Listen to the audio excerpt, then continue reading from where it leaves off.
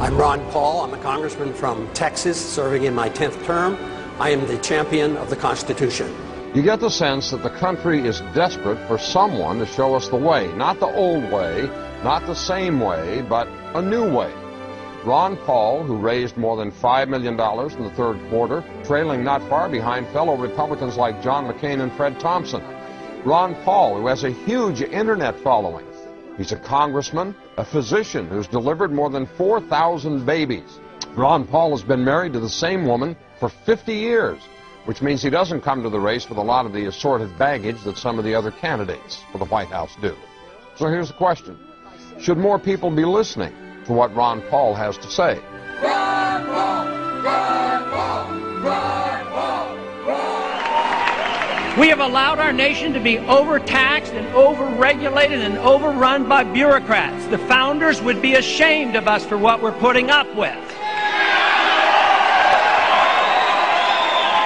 Matter of fact, if you look at every single problem we're facing today, it's because of the lack of respect for the rule of law and the Constitution. The right guy is the guy who's anti-government, anti-war, pro-personal liberty, pro-economic freedom. Vote for him, whatever party he is. And if you have to change parties to vote, that's like 5 clicks on the internet. It's not complicated. If you really want to have a choice between a real revolutionary candidate and someone out of the machine, well, this can happen. Ron Paul brings together people of all races, all socioeconomic backgrounds, all political affiliations, because freedom is truth and truth is power, and we can live and be free in this country if we believe we can. John writes from West Virginia, yes, more people should listen. A rarity. A man of principle, integrity, and high values running for president. Exactly what America needs in this day and age. If you were president, would you work to phase out the IRS? Immediately. That's what they call a softball. And you can only do that if you change our ideas about what the role of government ought to be.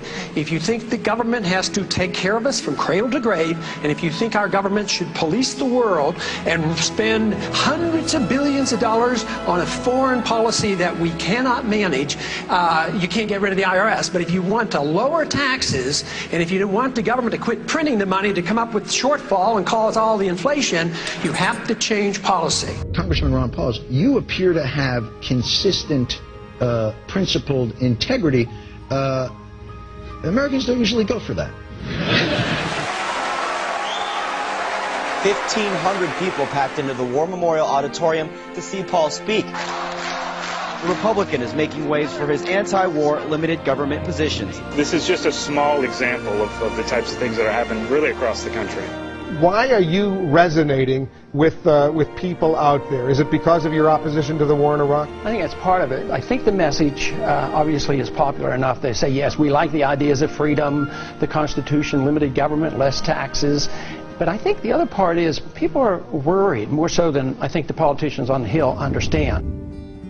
What is going on? I want to stand and listen to the answer to my question. Why are you arresting me? You're asking me help!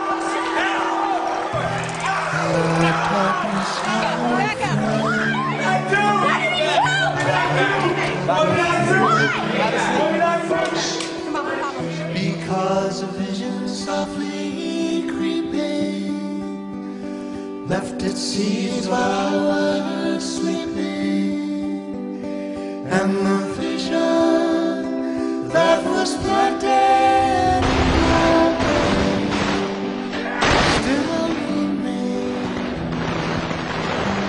Congressman Paul, I believe you are the only man on the stage who opposes the war in Iraq. Are you out of step with your party? Is your party out of step with the rest of the world? If either of those is the case, why are you seeking its nomination? Well, I think the party has lost its way because the conservative wing of the Republican Party always advocated a non-interventionist foreign policy. No nation building, no policing of the world. Republicans were elected to end the Korean War. The Republicans were elected to end the Vietnam War. There's a strong tradition of being anti-war in the Republican Party. It is the constitutional position. It is the advice of the founders to follow a non-interventionist foreign policy. Stay out of entangling alliances. Be friends with countries. Negotiate and talk with them and trade with them. Our foreign policy has what the CIA calls blowback. It has unintended consequences. You can go back to 1953 when we put the Shah into power, or us supporting Osama bin Laden and radicalizing the Islamics to go after the Soviets, and that comes back as blowback.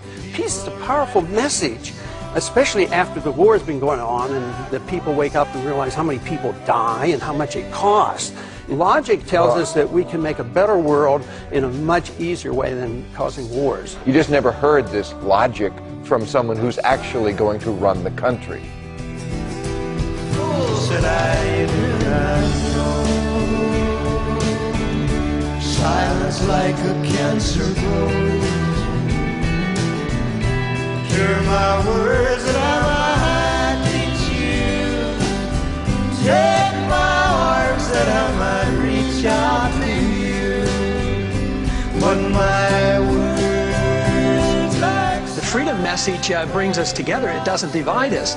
I believe that when we overdo our military aggressiveness, what it does, it actually weakens our national defense. I mean, we stood up to the Soviets. They had 40,000 nuclear weapons. Now we're fretting day in and day night about third world countries that have no army, navy, or air force, and we're getting ready to go to war.